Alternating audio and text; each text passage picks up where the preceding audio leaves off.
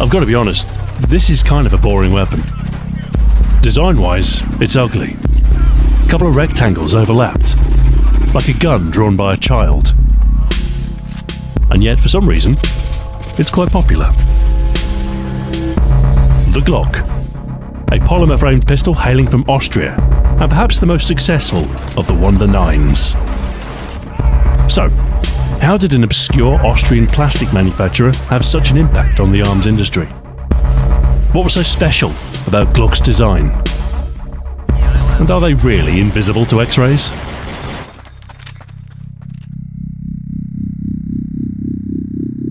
During World War II, Austria's service pistol was the Walther P38, a perfectly serviceable semi-auto pistol, and it retained its role for some time after the war. However, by the late 1970s, there were better alternatives, and the Austrian armed forces began seeking a replacement pistol in 1980. The most likely contender at this time was the Steyr GB. Designed in 1968 and boasting some novel features, but it faced stiff competition from other European manufacturers such as Beretta and Sig Sauer. But surely the Austrians would select a homegrown weapon, and Steyr were pretty much the only Austrian arms manufacturer going. It was a shoo-in. However, there was an outsider. A man named Gaston Glock. He was the founder of a small manufacturing company based in Deutsche Wagram that made polymer products, originally curtain rods and doorknobs. By the late 1970s, Glock had found a niche in products for the military, entrenching tools, knives and disintegrating links. They'd never made any firearms before, but when Glock caught wind of the upcoming tender for a replacement pistol, he decided to design his own. He was guided by the standards set by the Austrian Ministry of Defense. The new weapon had to be a 9mm semi-auto, high capacity, ambidextrous, drop safe, easy to maintain, and of simple, interchangeable construction. Unhindered by any preconception or existing tooling, this was an entirely new pistol designed to an exacting specification. He called it the Glock 17, as it was his 17th invention. That its magazine capacity was 17 rounds was serendipity. In 1982, Glock submitted his handgun design to the Austrian military for testing, where it would be up against heavyweights such as Sig Sauer's P220 and 226, H&K's P7, and the Beretta 92. The prize was an order of 25,000 units. And somehow, the rank outsider clinched it. Glock's design proved its capability, outperforming all of its rivals. Now, the Americans had just settled on the Beretta, so news of a hitherto unknown name in firearms beating established manufacturers was surprising to say the least. There was concern that the high-capacity magazine would prove useful for criminals, and that the plastic frame would be invisible on airport X-ray machines. It was described as tailor-made for terrorists. However, most of these fears were unfounded. The metal components of the Glock are still quite recognizable as a firearm, and by now, high-capacity weapons were the norm. Eventually, the resistance to the Glock dissipated.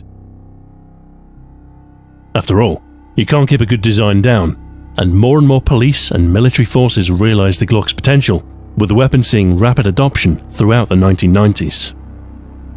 The plastic pistol from Austria was ready for the silver screen. Die Hard 2 wasn't the first film the Glock made an appearance in, but it's probably the first memorable one. The fictional Glock 7 is described as a porcelain gun made in Germany that doesn't show up on your airport X-ray machines and costs more than what you make in a month. The quote is wrong on almost every count, but the gun was new, and it was cool. As its popularity surged, the Glock became an increasingly common sight, often seen in the hands of fictional law enforcement, such as in RoboCop 3, The Fugitive, and Beverly Hills Cop 3. Fellow Austrian Arnold Schwarzenegger was reportedly a fan, and the Glock makes an appearance in True Lies, Eraser, and End of Days. Even the word Glock itself became a byword for firepower, a frequent reference in gangster rap, such as Ice-T's OG Original Gangster, Dr. Dre's Let Me Ride, and Ice Cube's You Know How We Do It. Right from the start, the pistol has refused stereotype. Civilian, police, military, terrorist, gangbanger. The Glock is for everyone. This universal appeal was helped by a large number of variants, model numbers starting with the 17 and ascending. The Glock 18, a fully automatic machine pistol, the 19 with compact frame, 20 made for the hard-hitting 10mm auto round, 21 in 45 ACP, the 22, 23 and 24 in 40 Smith & Wesson, the 25 in 380 ACP, and the 26, a subcompact Glock in 9mm, ideal for concealed carry. The list goes on, a whole range of calibers, a whole range of sizes. Despite some issues with the earlier 40 cal models, mostly a consequence of hotter than usual rounds, Glock's original design has proven quite adaptable, and today, the pistol for everyone is everywhere. Naturally, this means they're a popular choice for video games, and the Glock is one of the more attainable weapons within a typical arsenal. However, being a pistol, it's often sidelined to a secondary role, a backup to your SMG or assault rifle. It's not a glamorous job, but such is the pistol's lot. But in the early days of the FPS, lower-ranking weapons within the power hierarchy got their share of attention by being the first weapons you got to play with. This coincides with the Glock's rapid rise in popularity during the late 90s, so early appearances in games like Duke Nukem 3D and Half-Life aren't too surprising. As more realistic games took hold, we start to see a reflection of the Glock's popularity with law enforcement and military units. Games like SWAT 4, the Delta Force and Rainbow Six series all feature the Glock in some form. Of course, it's not always called the Glock in games. It is a commercial trademark, so it's often changed to avoid legal trouble. Most often, the Glock 17 will be known as the G17, or perhaps as one of its military designations. In some cases where firearms are less of a focus, it might be entirely generic, the 9mm pistol or similar. There's no mistaking its boxy exterior though. The Glock's familiarity is its key distinction. The entire Glock lineup is broadly similar. They all look and behave in pretty much the same way. But there is one exception. The forbidden Glock 18. It is disproportionately popular in games, probably because it's more interesting and exciting than the semi-automatic pistols it resembles.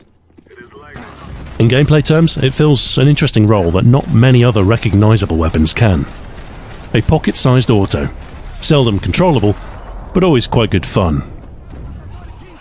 The Akimbo Glocks from Modern Warfare 2 are a particularly memorable example. They were surprisingly effective, even without the ability to aim. So as dull as pistols can be, there's something to like about the Glock. A utilitarian charm. It's just a gun. It's just a gun that does its job extraordinarily well. It's lost its exotic edge. No longer is it the plastic European wonder that changed America's outlook on handguns. But it's matured into a modern classic that might just outlast us all. So, welcome to the default option. A versatile pistol with broad appeal. It's true, there are better looking weapons out there, and some more suited to specific roles. But there's a Glock good enough for everyone.